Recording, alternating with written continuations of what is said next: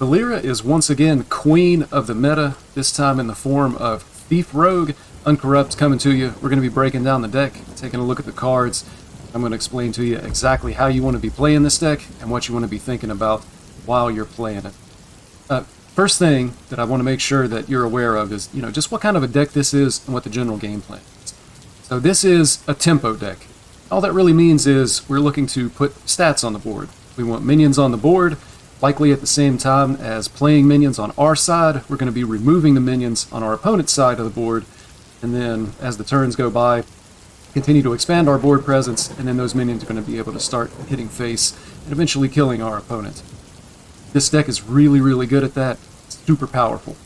So getting into taking a look at the cards, the card that kind of makes this deck possible and makes the whole thing go round is right here, Maestra of the Masquerade. It is a legendary card. One quick note about this card, this deck could possibly get nerfed because of how strong the deck is. If the deck does get nerfed, it's likely going to be Wildpaw Gnoll that gets nerfed. And of course, if it gets hit too hard, the entire deck becomes bad, really unplayable, and all of us are going to be left with a useless legendary, so be careful before you craft. Getting back to the card itself, start the game as a different class until you play a rogue card. Really, you can just think about that as you're starting the game in disguise. You're going to look like another class, and your opponent's not going to know that you're a rogue. Although I think at this point, everybody is really on the lookout for this card, and you kind of assume that the other person is a rogue when you get into the game. One note about this card, there is a known bug. When you start the game, you can potentially appear as a rogue, which is going to ruin the synergy with Wildpaw Knowles here. And if that's the case, then it's just going to be a really, really tough game because the synergy of the deck has been ruined. The workaround for that, what we've been told is if you set a favorite portrait for each of the hero classes in the Hearthstone client, the bug should not affect you. I've actually never personally been affected by the bug, and it just so happened that I already have a favorite portrait set for each of the other heroes, so definitely something to try if you're going to play this deck. Go and set a favorite portrait for all of the heroes that are in the game. Getting back to the deck and the cards, so we're going to be starting the game in disguise, and what that's going to allow us to do is discount the Wildpaw Gnolls. Of course, Mana Cheat is very, very strong, very, very good. So Wildpaw Gnoll costs one less for each card you've added to your hand from another class. So we're going to start the game in disguise. Every card that we draw from our deck is going to discount Wildpaw Gnoll. So if you can get this in your starting hand, the very first card that you draw on turn 1 is going to discount this to 4, and then the following cards are going to continue to discount it. So this card is really, really strong. It's actually the strongest card in the deck. Shadowcrafter Scabbs, or Shadowcrafter Scams, as he probably should be called, is a very, very close second, but Wildpaw Gnoll is actually the card that really makes this deck go. You can win games without Scabbs. You're not going to be winning games without Wildpaw Gnolls, especially discounted, free, or super, super cheap. So, several things that we're going to have to keep in mind here regarding these Wildpaw Gnolls is once we remove our disguise and reveal that we're actually a rogue, we're no longer going to get discounts from the natural draws that we have. So typically what you're going to see when you're playing this deck is on turn 1, you're hopefully going to be trading one of the tradable cards that's included in the deck, or you're just going to be passing turn. There is going to be some argument in some cases where you're actually going to secret passage on turn 1 to be able to discount the Gnoll if that's an option. So typically it's going to be at least turn 2, possibly turn 3 before you actually do something, because you want to be able to get these Wildpaw Gnolls very, very cheap. It's going to depend on the other cards that are in your hand. So taking a look at some of the other cards in the deck here, another potentially strong card within the deck, Double Agent. If you're holding a card from another class, summon a copy of this. This appears to be the trickiest card in the deck. It's a card that that people have the most trouble with. I've actually made mistakes with it myself. So what you have to keep in mind is you're not going to get the extra 3/3 if you don't have a card from another class. So if we're still in disguise, then we can play this card and we'll get 2 3/3s. But if we play, for example, the Wildpaw Gnoll first and then play this, we're only going to get a single 3/3. And 1 3/3 for 3 mana is just really, really bad. It's way too weak to actually do any good. So you want to be careful with this. Make sure that you're playing your double agents first before you're playing the other class cards that you've maybe discovered from something like the Swashbuckler or the Wand Thief or Reconnaissance. We want to make sure that we get this down to be able to get the second 3/3. Otherwise, this card is just bad. It actually becomes pretty worthless. So, again, an example of that, something that I did one time and messed it up. It was turn 3, and I was going to play a free Wildpaw Gnoll and the double agent, which would give me 2 3/3s and the 4/5 with Rush. Unfortunately, I played the Wildpaw Gnoll first, and then this was just a single 3/3 because playing the Wildpaw Gnoll actually revealed me as being a rogue, and then I no longer had cards from another class. So it can get a little bit confusing there, but when you're disguised as another class, the rogue cards in your hand count as being cards from another class until you actually reveal yourself. So just be super, super careful with this. Also, when you shadow step it, if you intend to shadow step and replay it to get an additional 3/3, just make sure you have a card from another class. That's another mistake that I've made. Until you get used to that interaction and used to playing it, that's potentially one of the things that can go wrong. Taking a look at the other cards in the deck, this particular version runs 2 preparations. I'm not sure that that's the best way to build the deck, but of course we would just be using those to discount our spells. Prep Reconnaissance can actually be fairly strong, and also at Prep Swindle to be able to draw some cards. But preparation, not super, super important. Also, you'll be able to prep out, what you might discover on the Wand Thief. So potentially, I feel like you could cut one of these for something like a Vanessa Van Cleef and might actually make the deck a little bit better, but this is kind of the current accepted list right now. Shadow Step, of course, really, really powerful card in rogue decks. Basically, we're changing our Shadow Step into a different card. So whether that's be Shadow Step a Wildpaw Gnoll and basically changing it into another 4/5 with Rush, or Shadow Stepping, something like a Wand Thief or, the Death Rattle minion that we get off of Reconnaissance. When you use Shadow Step, you just want to be really, really careful with it. Make sure that you're getting value for it. You don't really want to Shadow Step something like a Swashbuckler. There's too much variance in the Discover. You don't know what you're going to get, and you could actually waste your Shadow Step and get something useless. Most of the time, you're probably not going to want to Shadow Step the Wand Thief. Wand Thief is good if you're looking for an out, if you're trying to find lethal, or you're trying to prevent lethal, or you're trying to find an answer to an opponent's minion or opponent's board. You could Shadow Step the Wand Thief. Again, there's a lot of variance. Sometimes the mage spells that you discover just aren't very good, so you only want to do that kind of as like a I have to do this kind of situation. Or if you're trying to, play some cards to be able to build up the damage on Prize Plunderer. The Blackwater Cutlass here, the weapon itself isn't really as important as the Tradeable keyword. Tradeable ends up being really important with this deck. We're actually going to be looking for these in the Mulligan just because of the Tradeable keyword. So if you have a Cutlass in hand and you have a Gnoll in hand on turn 1, you can trade this Cutlass, and trading is not actually playing a card. So we can trade this, we draw another card, and then assuming we hit a rogue card, which we should because this deck only plays 1 neutral, which is Mr. Smite, but assuming we hit one of the rogue cards that we have in the deck, it's going to actually discount the Wildpaw Gnoll. So it gives us the ability to be able to discount this just a little bit faster. Tradeable keyword, very important. Same thing with Extortion. If you have this in your hand on turn 1, just trade it. It's going to discount the Knowles. Even if you don't have the Knowles in hand, they're still going to get discounted in your deck, so that way they're going to be cheap when you draw them. Prize Plunderer, same uses that it's always had. I just encourage you, if you think you're going to need a Prize Plunderer, or if you're going to try to secret passage into a Prize Plunderer, count the cards that you're playing so that you know how much damage you're going to get out of it. If you need 5 damage to kill a minion, and you miscount your cards, and you shoot a minion for 4, it's bad, it makes you feel bad, and it could potentially be a game-losing play. I actually will tend to count the cards out loud, 1, 2, just so I know how much damage my Prize Plunderer is going to do. Secret Passage here, really, really strong card draw, has been for a long time for Rogue. It has the added benefit of, if you play this while you're still in disguise, it draws the 4 cards first, and then we remove our disguise. So those 4 cards drawn will discount Wildpaw Gnoll. So potentially, if you have Secret Passage on turn 1 and Wildpaw Gnoll in hand, you can actually Secret Passage turn 1, and then turn 2, you have a 0 mana Wildpaw Gnoll. Of course, if you get really lucky, maybe you have 2 Wildpaw Gnolls in hand. You can actually play 2 free 4/5s on turn 2. Super, super strong.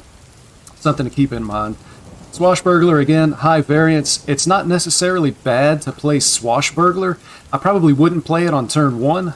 You kind of want that natural draw to be able to discount Wildpaw Gnoll first, but the card that's discovered from Swashbuckler is going to discount the Wildpaw Gnoll. One thing to keep in mind here, you do have a chance, if you're still in disguise, to discover a rogue card, because the game recognizes you as being whatever class it is that you started as. So you could potentially whiff on something that would discount Gnoll, but the odds are very, very much in your favor that you're going to get something that is going to discount that Gnoll. Wand Thief, same thing. As long as you have the combo active, you can discover a card that's going to discount Wildpaw Gnoll. Again, that's just strong with the deck. This card is so, so good. Maestro, once we're actually playing the game, this is just a 3-2. Not that strong, but if we have 2 extra mana, we can spend it and throw her out if there's nothing extra to be able to do. We really just play this card for the effect of being able to start the game as a different class. The card itself, the minion in the game, super unimpressive, kind of like a last resort with the remaining mana at the end of our turn. Reconnaissance, discover a Death Rattle minion from another class. Again, because we're discovering a card from another class, that can potentially discount Wildpaw Gnoll. You can keep Reconnaissance in the Mulligan, play it on turn 2, and feel really, really good about it. The fact that it discounts is also really strong as well. Discounts the card by 2. Some notes that I would have about Reconnaissance is understand the matchup that you're in before you play this card and make your choice.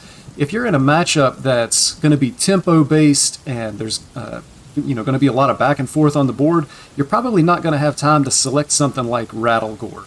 I actually got baited by Rattlegore in a game not too long ago. I went Reconnaissance into Rattlegore, and I thought, man, Rattlegore, this is a huge minion on the board. Even discounted, he was 7 mana, and I just never had time to play the Rattlegore because I was continuously having to spend my mana to fight my opponent's board. Rattlegore sat in my hand all game long. So if you're in a slower moving matchup, your opponent's game plan is slower. For example, if you hit one of the super rare control warriors that are playing out there on the ladder, then you could Reconnaissance, hit something slow like a Rattlegore, and that's going to be a really good choice. But if you're in the mirror match against another Thief Rogue or, Face Hunter, you're not going to have the mana to be able to spend on those expensive cards. So you're going to be looking for something cheaper, maybe even something you can play right away, or the tempo. Again, just putting the stats on the board and getting another minion out there. Be careful with Reconnaissance. Make sure you know what you need really before you play it. Swindle and Wicked Stab, same uses that they've always had, not a lot to talk about there. Again, Double Agent, be super careful when you play this. Make sure that you actually have a card from another class so that you can get that second 3/3. Otherwise, it's just a really bad play. Really going to hurt your chances if you play it incorrectly to be able to win the game. Edwin, Defias Kingpin.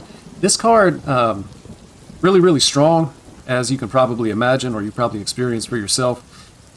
One interaction that you need to keep in mind with the Edwin, if you play Edwin and then Shadow Step that Edwin, it comes back into your hand as a 2-mana 4/4, but if you play the chain of cards that the Edwin is drawing, it actually gets buffed in your hand. So if you can imagine, play Edwin, Shadow Step it, and then play the first 2 cards of the chain, the Edwin is now going to be in your hand as a 2-mana 8/8, and then you can replay it on a future turn. It's going to come down on the board as an 8/8, and then it's going to start the draw chain all over again. So that can be really important in some games. Basically, you can set up an OTK with a really big Edwin, and then of course Smite to give Edwin charge because he's a pirate. I've had Edwin as big as 12/12, probably even a little bit bigger. So you can imagine 12/12 and the 6/5 going face, that's 18 damage. Again, that's going to be a slower moving game option. Sometimes you're going to drop Edwin just for card draw because you don't have anything else to do. Be able to Shadow Step it, you don't have to. That's just an option. But it's good to know that interaction exists. You can pick it back up, it gets buffed in your hand, assuming you play the cards. And then you can have an even bigger Edwin on later turns, regardless of whether or not you're going to charge it with Smite. Wildpaw Gnolls, again, key card in the deck. 0-mana 4/5s are just super, super strong. This is going to be like a key Shadow Step target as well. You can trade with it, Shadow Step it, and replay it as a full health 4/5. You could punch face, Shadow Step, play it, and then trade with a minion on board, depending on what the situation calls for. It's just really, really good. Smite is in the deck as a finisher.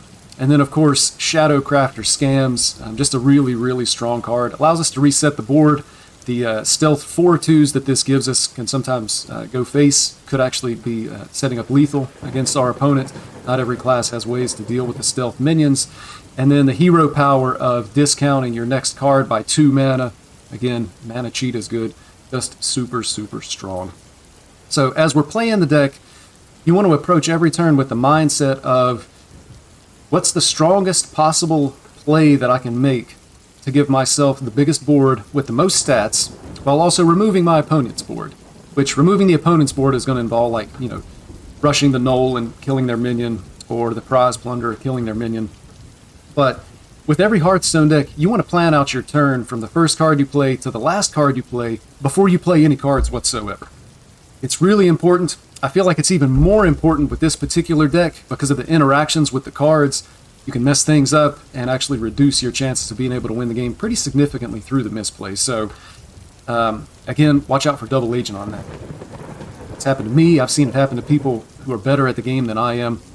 Just be careful with this card in particular. But, you want to plan out your turn. You don't want any surprises. You don't want to mess up the order. So plan your turn. I'm going to play card A, B, C, and then I'm going to end turn. And then just execute accordingly. If you're going to try to go for like one of these big draw turns where you're hoping to draw a lot of cards with Edwin, or if you think you're going to secret passage, and be a decision that you're going to have to make a little bit quickly. When you get into these big card draw turns, sometimes you can just run out of time, you could miss an attack, you not have time to play a card, and that could cause you some problems. So every single turn, how can I get the biggest, most threatening possible board, and also the most resilient board? If you come to a point where you can comfortably make the biggest board that you can on your side, think about what your opponent can do to be able to clear your board. Am I playing a mage? Could they potentially play a fire sale and remove everything? Do I need to maybe, create a threatening board but hold a little bit back in case it does get cleared? Is it the mirror match? Could I get prize plundered a couple of times? Things of that nature. You want to have the strongest possible board now, but then also surviving into your next turn to be able to continue to make trades, gain tempo, and start getting in some damage face. There are some other variations of the deck.